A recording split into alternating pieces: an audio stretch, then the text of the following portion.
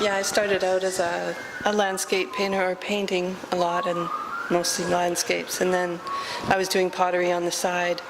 And at some point, I was thinking the pottery is looking so much different than the paintings, and they just weren't working in my style. So why not bring them together? And so I started making plates and decided to dedicate a year to doing plates and see what would happen after that, see what would come out of it.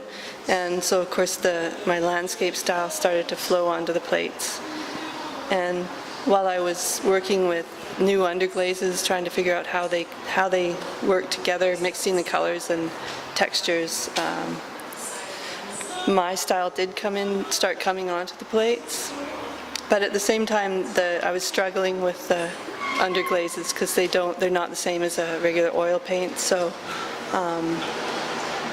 the underglazes started to tell me that they wanted to just be simple colors rather than gradations and me trying to build up tone and texture.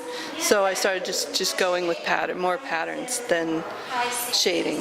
And the plates kind of flow out of that. You can see a difference between the older ones and the new ones. The older ones are more in depth and different tones, and the newer ones have maybe 3 or 4 colors in the plate. So you have a mixture of lots of color and simple color, and they flow. And they flow also like water, because I like doing West Coast landscapes, and most often do work straight from on location.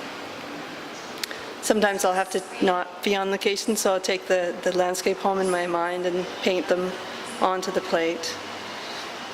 The plates were also kind of a more intricate process that slowed me down a lot, because I like to paint really quickly and get it right onto the canvas or board immediately. But the plates make you slow down. So I have to throw the plate and have it fired, and then paint the underglazes on, and then have it fired again. And then, so it takes a while, and you have to wait in between each of those stages. And so it was a matter of balancing doing more plates and then firing and seeing them all come out at a later date rather than being so immediate, which was nice. It maybe will flow into my painting and make it a little bit more complex, which might be nice. But I like the immediacy also of painting on location and getting it right there and then.